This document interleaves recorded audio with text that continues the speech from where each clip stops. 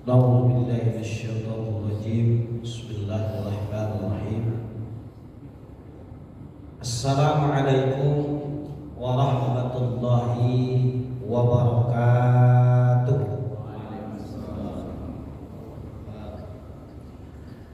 Alhamdulillah.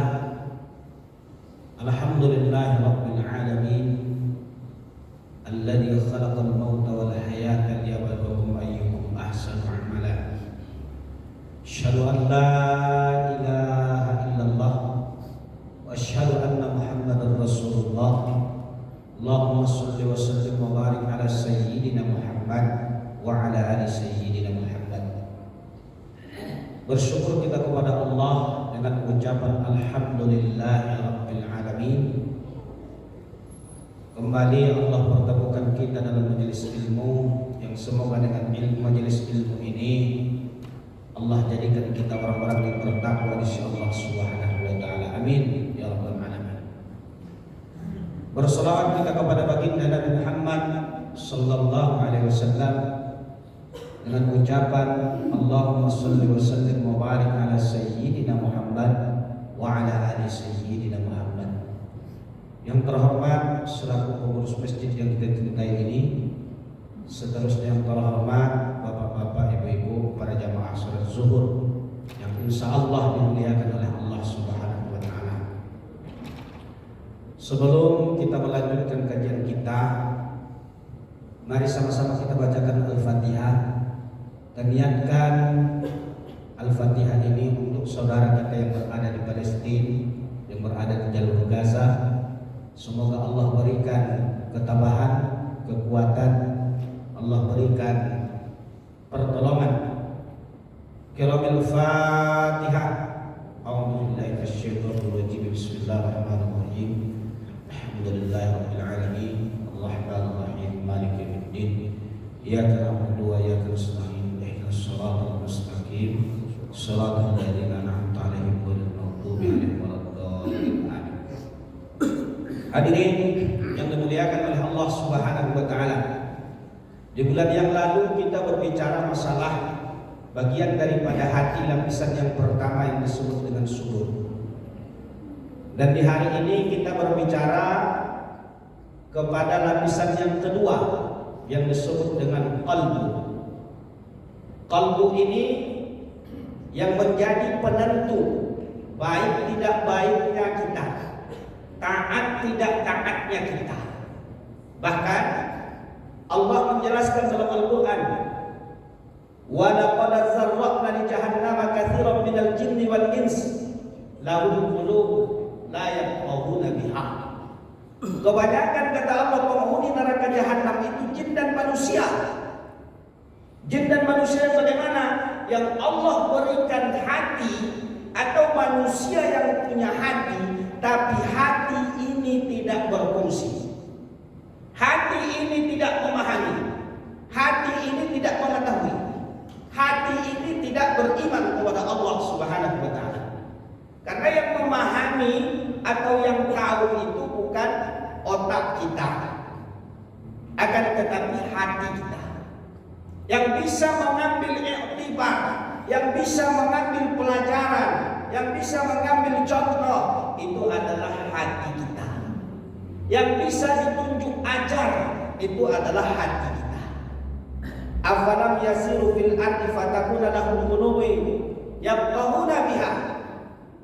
Apakah mereka tidak berjalan di muka bumi, kata Allah?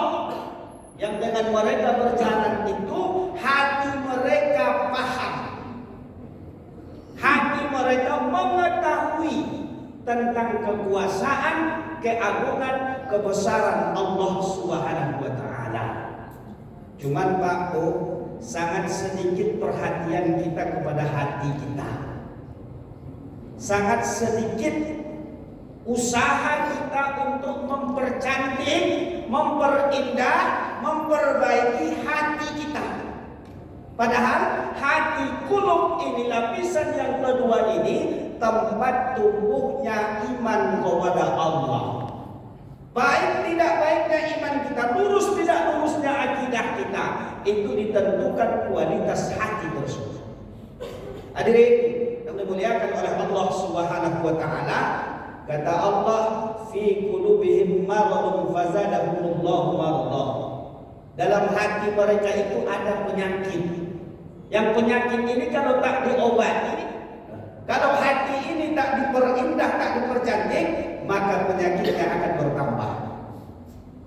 Penyakitnya bukan hanya sombong, penyakitnya bukan hanya riya, penyakitnya bukan hanya angkuh, tapi penyakitnya termasuk malasnya kita beribadah kepada Allah. Penyakitnya termasuk tak mampunya kita mengalahkan keakuan kita. Penyakitnya termasuk lalainya hati kita kepada Allah Subhanahu wa taala. Hadirin yang dimuliakan oleh Allah Subhanahu wa taala, bagaimana cara kita untuk mempercantik, memperindah hati ini, mengobatinya? Salah satunya yaitu dengan Al-Quran yang Allah turunkan. Karena Allah sudah berjanji dalam Al-Quran, ya ayuhan nas, qad ja'at mau'izatun min rabbikum wa shifaa'un lima fis sudur wa hudan wa rahmah lil mu'minin. Hai sekalian manusia, kata Allah, sudah datang peringatan mau'izah, obat bagi hati, obat bagi dada. Apa dia? Al-Quran. Cuma jarang kita, hadirin yang dimuliakan oleh Allah Subhanahu wa taala, memperhatikan hati kita. Coba, kalau kita boleh jujur Pak ya, ada tak kita yang khatam sekali sebulan ke Quran? Ada tak Pak? Tidak ada Pak ya. Sekali dua kali sebulan. Tambah ada. Ya, 2 kali sebulan juga tidak ada, sekali sebulan juga tidak ada. Kemana saja kita Pak? Coba, kalau kita bertanya kepada diri kita, padahal ini untuk mempercantik, untuk meluruskan iman kita, melembutkan hati kita, mengobati hati kita, kemana saja kita? Masa Al-Quran yang Allah turunkan tidak bisa kita khatamkan sekali sebulan? Atau jangan-jangan sekali setahun pun tidak pernah kita khatamkan Al-Quran? Coba, berapa lama kita baca? Kalau cuma 1 juz itu secara tartil rata-rata Pak cuma 45 menit. Anggap 50 menit 1 juz. Allah berikan waktu kepada kita 24 jam, 1 hari 1 malam. Anggap untuk bekerja kita 8 jam. Anggap untuk istirahat kita 8 jam. 8 jam lagi kemana saja kita? 8 jam lagi kemana kita? Padahal untuk 1 juz per hari itu cuma makan waktu 50 menit. Kalau main badminton Pak Ustaz berapa lama biasanya? 2 jam. 2 jam. Sanggup kita Pak ya? Ya, main handphone 2 jam sanggup kita. Ya, lari pagi 2 jam sanggup kita. Ya, hal-hal yang lain sanggup kita berjam-jam. Bahkan kalau main domino Pak ya, 2 jam 3 jam itu tidak terasa. Tapi Al-Quran untuk meluangkan waktu kita 50 menit 1 hari, tidak bisa. Inna lillahi wa inna ilaihi raji'un. Padahal ini tadi mengobati hati, membersihkan hati, melunakkan hati kita. Ketika kita baca Al-Quran, dia akan menjadi ibadah. Saya tak baca lagi keutamaan membaca Al-Quran nih. Nah, hadirin yang dimuliakan oleh Allah Subhanahu wa taala, ini satu penyakit. Penyakitnya apa? Tidak bisa kita mengalahkan diri kita. Tidak bisa kita mengalahkan keakuan kita. Tidak bisa kita mengalahkan ego kita. Kenapa? Ketika kita mau baca Al-Quran, rasa-rasanya ada yang lebih penting daripada itu. Ketika kita mau baca Al-Quran, rasa-rasanya masih ada yang lebih perlu daripada itu. Padahal tadi cuma 50 menit per hari untuk mengalahkan keakuan kita, menundukkan diri kita sehingga kita sanggup untuk melaksanakan membaca Al-Quran tersebut. Hadirin yang dimuliakan oleh Allah Subhanahu wa taala. Coba kalau hati ini bermasalah, Pak, ya, jangankan ibadah kepada Allah. Kalau hati kita lagi tidak enak, makanan apapun, senikmat-nikmatnya makanan, Pak, selezat-lezatnya makanan, coba hidangkan di depan kita. Dan kebetulan pada saat itu hati kita lagi tidak enak, hati kita lagi bermasalah, perasaan kita lagi galau. Makanan yang begitu nikmat, makanan yang begitu lezat tidak akan ada artinya. Itu baru makanan. Apalagi ibadah kita kepada Allah. Tidak akan bisa sholat kita khusyuk, tidak akan bisa kita selalu berzikir kepada Allah kalau hati tadi bermasalah. Hadirin yang dimuliakan oleh Allah Subhanahu wa taala, maka harus kita kalahkan keakuan kita, keegoan kita. Minimalnya bisa kita khatamkan Al-Quran sekali sebulan. Kalau bisa lebih daripada itu 2 kali sebulan. Ya Pak? Siap? Siap tak Pak? Siap? Siap? Insyaallah Pak ya. Bulan depan kita sudah khatam. Minimal itu sekali sebulan. Kalau tak dibuat Pak program di sini. Kita baca misalnya ada 60 orang lihat, setengah juz per orang sekali sebulan. Karena Al-Quran yang Allah turunkan itu, yang Allah berikan kepada kita itu, wa nunazzilu minal Qur'an ma huwa shifaa'un wa rahmah. Dianya obat, dianya rahmat. Apalagi misalnya kalau rumah kita tidak pernah dibacakan Al-Quran, inna lillahi wa inna ilaihi raji'un. Kenapa anak-anak kita sekarang lebih bandel daripada anak-anak dulu? Kenapa sekarang ini banyak kasus pembunuhan? Anak membunuh orang tua membunuh anak. Banyak kasus-kasus yang di luar nalar akal sehat kita. Kenapa? Karena tidak adanya Al-Quran itu di dada manusia. Kalau orang tua kita dulu Pak, boleh dikatakan tiap malam baca Al-Quran. Setiap malam dia baca Al-Quran.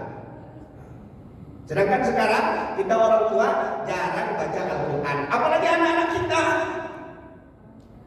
Anak-anak kita kalau sudah SMP, SMA, kuliah, jarang yang baca Al-Quran. Kenapa demikian? Karena kita orang tuanya pun tidak menerapkan Al-Quran di kehidupan kita atau dalam rumah tangga kita. Coba kita selaku ayah misalnya, ya, tidak usah panjang-panjang waktunya, dari maghrib ke isya, tahan anak-anak kita, istri kita, tidak ada yang main handphone, semua sibuk dengan Al-Quran, cukup dari maghrib ke isya. Apa kata Allah dalam Al-Quran? Wa idza qara'tal Qur'an ja'alna bainaka wa bainal ladzina la yu'minuna bil akhirah hijaban mastura. Kalau kalian baca Al-Quran itu kata Allah, ya, maka akan kami jadikan benteng antara kalian dengan orang-orang yang tak beriman kepada Allah dan hari akhir. Hijaban mastura, benteng yang sangat kokoh. Benteng yang sangat kokoh, tapi dengan syarat apa? Dibaca. Maka ini hadirin yang dimuliakan oleh Allah Subhanahu wa taala, harus kita terapkan dalam kehidupan kita terapkan dalam rumah tangga kita terapkan anak-anak kita untuk membentengi mereka, untuk mengisi hati atau dada mereka dengan Al-Quran. Hadirin yang dimuliakan oleh Allah Subhanahu wa taala. Nah, kalau hati ini sudah mulai bersih, kalau hati ini sudah mulai canggih, barulah tumbuh iman. Dan iman itu tempatnya di dalam hati, lapisan yang kedua yang disebut dengan qalbu. Apa itu iman? Yang pertama, iman itu tasdiqum biqalbi, menetapkan hati, pengakuan hati, pengakuan hati kita kepada Allah. Ketetapan hati kita kepada Allah. Bagaimana pengakuan hati kita kepada Allah? Yang pertama, hati kita mengaku menetapkan bahwa Allah itu wujud. Ada Allah itu. Syaratnya ada beberapa hal. Satu, menetapkan hati kita ada zatnya Allah Subhanahu wa ta'ala. Yang kedua, menetapkan hati kita bahwa ada sifat Allah Ta'ala. Baik itu sifat yang ditetapkan oleh para ulama kita ataupun sifat yang dinamai oleh Allah Subhanahu wa ta'ala, seperti yang disebut dengan Asmaul Husna. Yang ketiga, menetapkan hati